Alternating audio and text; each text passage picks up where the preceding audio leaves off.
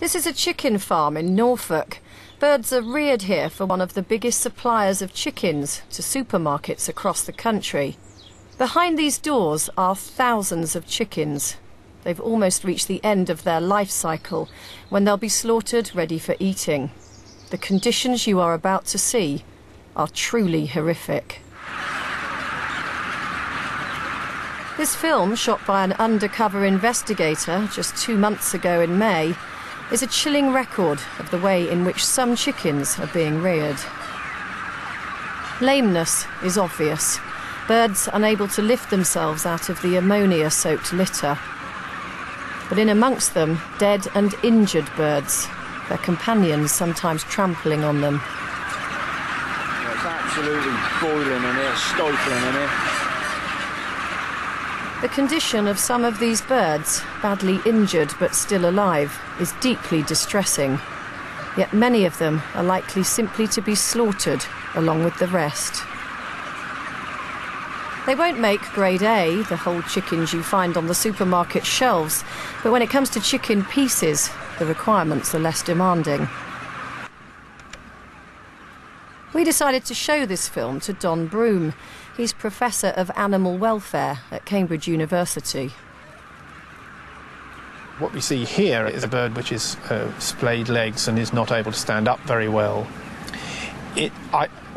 Every farmer should manage their birds so that no bird is in that situation where it can't walk and is liable to be trampled on. And that one's just lost the will to live. Look, it's just sitting there. It can't move, it can't go anywhere. Well, that bird is in extremis. The welfare would be very poor indeed. It can't control what's happening to it, and really it needs to be taken out of that environment and probably killed. But that's clearly not happening, because that bird hasn't just hasn't become like that, has it? No, that's right. Someone's not picking them out during the day. No, there would have been a period of several days to get to that point. So let's just have a look. Now that one at first sight looks like it's dead, but then if you look closely just there at the back, it's still moving. Yes, it is. Now that to me looks like suffering. This is appalling. I mean, now look, this is clearly dead. Yes, that's a bird which has probably been unable to walk and then's been trampled on by the others. And we're actually treating these chickens in a different way from the way we would treat a cow or a horse. We wouldn't do this to a cow or a horse, leave them there to be trampled to death. And it does happen to chickens, and clearly the welfare of the birds is very poor when that does happen. Well, if the bird is prevented from walking, then it's not going to be able to get to water and indeed food, but it would die from dehydration within a few days. So a bird which can't walk is going to die. But the other aspect of that is that if it can't walk, there's a real risk of being walked on by the other birds which are there. In other words, it's trampled to death. I buy and eat a lot of chicken, and I'd think twice about it now after seeing this. Outside the chicken sheds, the charmingly named dead bins. I've got to show you inside this dead bin in a minute. I've just looked in here and you're not going to believe what's inside it. I mean, this is utterly repulsive. Look, it's crawling with maggots, and you can't tell me this is following guidelines. No, of course, what they're supposed to do is to get rid of these birds, take them away from the place where they might be passing on infection to the living birds. How long is it before maggots appear when something's thrown in? Probably 4 or 5 days. So those have been in there for 4 or 5 days. Where should they be? Surely it shouldn't be allowed to get to that. They could be put into a freezer, or they could be taken to a proper disposal place. And you can actually tell how long exactly they've been there by looking at the developmental stage of those maggots. And is that not grounds for prosecution? Not for the welfare of those birds, but it would contravene the codes of practice not to take these birds away, because it will put the other birds at risk. But I mean, the smell must be appalling. Dead bins like this are a frightening example of how bad things can get. But according to Professor Broom, the conditions inside these sheds are anything but rare. What we're seeing here is a chicken production unit which is not atypical. Most of the birds are walking around. A few of them are severely affected. This isn't very different from what happens in other chicken production units. So this is the reality of the chickens that we see on our supermarket shelves? Yes, it is. Yes, these are the conditions in which the birds live.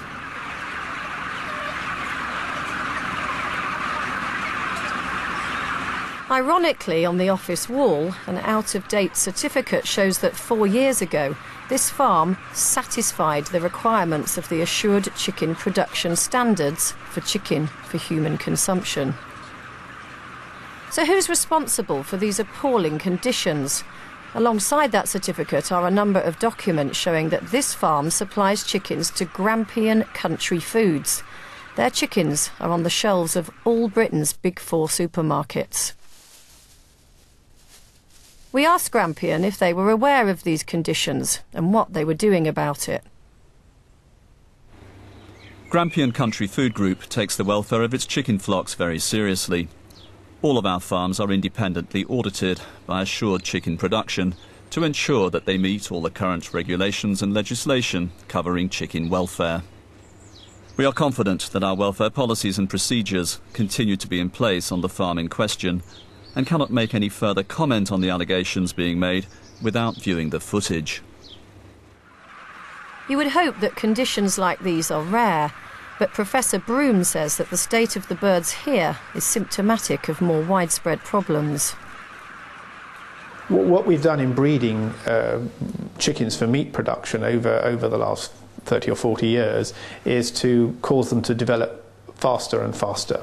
So birds actually are reaching a weight of 2 kilograms in 35 to 40 days now, whereas 30 years ago it would have been 75 to 80 days. Therefore the leg development hasn't kept pace with the body development. So we have a situation where a bird has legs of a 5-week-old bird and essentially the body of a 12 or 15-week-old bird, and they can't support that body very well.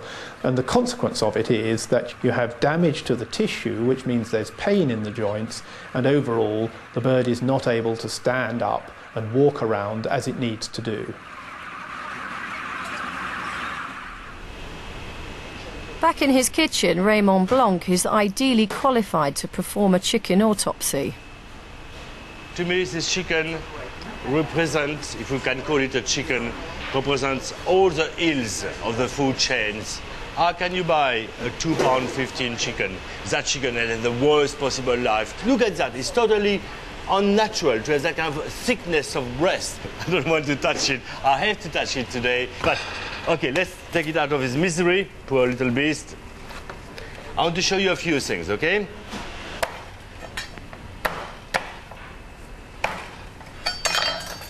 Look at that. The older bone is very spongy. There is no calcium whatsoever. Of course, because that chicken has been grown between 40 and 50 days. That chicken, 120 days. Okay? Look how thick the legs are. Why? Because that chicken has never run in his life. Because poor little chap, okay, fed so it goes as fast as possible and as big as possible. Never mind the taste, never mind the texture, because it's an irrelevance. Okay, so you can see here, look at the difference. Okay, all that is spongy, full of blood.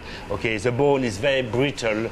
Okay, you can see it here. If I see, it breaks very quickly, very brittle. Look at that. Okay, it's not bone. Okay, it is sponge. Okay, so and that one.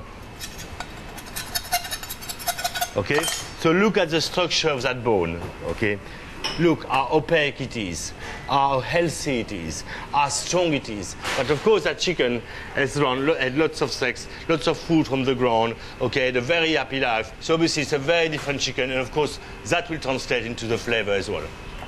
Look at that. Although the chicken, look at the color of that meat. Look at the color. Immediately you can see, okay, the color is so different. So, want to make sure you don't buy one of those chickens that can't support their own weight? Well, I've got a clue for you. One that we can all look out for in the supermarket. Something that tells us about the conditions in which a chicken has been reared. It's called a hockburn. A hockburn is a form of dermatitis which affects the layers of skin on a chicken, and it is something which is caused by the ammonia which is in the litter that the birds will be sitting on or crouching on. And ammonia burns skin, and that will affect several layers of skin and may be followed by ulceration. And that would be painful to the chickens because they have pain receptors in the skin just as we do. But just how many of these lame, overgrown chickens are making it into the supermarkets?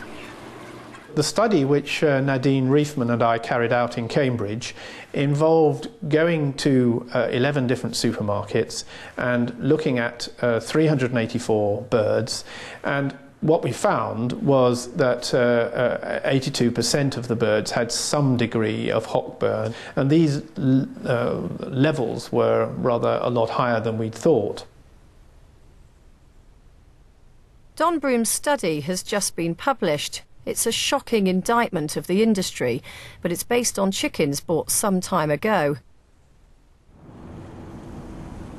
We wanted to check for ourselves that they were on sale right now in supermarkets. So Professor Broom agreed to go on a hockburn hunt, this time with a secret camera following his movements.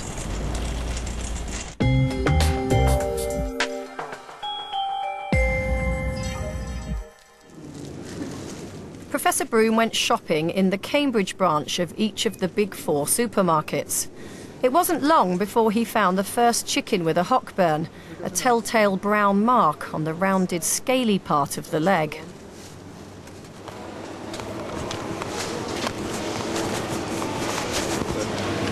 An obvious hockburn there. More on one leg than the other. And as he continued his buying spree, Professor Broom had no trouble finding them. They were in every supermarket he went to. The damage to the tissue with a hockburn of this size would go down several millimetres into the tissue, so that would be quite painful, something like that. He even found chickens where the hockburn had been carefully removed before the bird was packed. You can see the hockburn area, even though the scales have been removed there. You can see that the tissue underneath the scales is damaged by the hockburn. After several hours of intense shopping, Professor Broom had struck unlucky in all of the big 4 supermarkets. On this bird here, this is a fairly severe hockburn, at least for a grade A chicken. Now on this bird you can see that there is a small area of hockburn there, a medium size there, and then there's an area where the scales are missing. There might well have been a more extensive hockburn there. And then on this bird here you can see the tail end, the parson's nose, has a lot of red coloration on it. That area there would be the result of contact with the litter and some sort of friction on the litter for this bird during the time that it's in the house. I think people don't realise that they actually can just look at the bird in the supermarket and they can see these brown marks on the legs. Anybody can do this and can decide whether or not to purchase the bird. The Supermarkets Trade Association, the British Retail Consortium, told us supermarkets take the issue of animal welfare extremely seriously, and it is a fundamental requirement of their suppliers. They added that animal welfare is controlled through strict production standards, one of which is assured chicken production. Any breaches in these standards are unacceptable and are always taken up with the producer.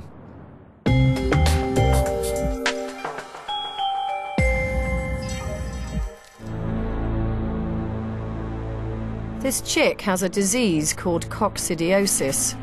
It's a bacterial infection of the gut, which can sweep through a flock of chickens in no time. It causes loss of appetite and diarrhea. Birds with coccidiosis pass droppings containing tiny little spores called oocysts. And if, in the cramped conditions of the broiler house, birds start to peck at those droppings, the whole flock can soon be infected. But responsible chicken farmers like Alan Simpson take preventative measures by giving the birds feed containing special drugs called coccidiostats. They've been doing it for years. Trouble is, not much is known about the effect of coccidiostats on people. So, to be safe, farmers are required to withdraw them from the birds' feed several days before slaughter. But organic farming pressure group, the Soil Association, are worried that there may be some left when they're plucked, filleted and whisked off to the shelves.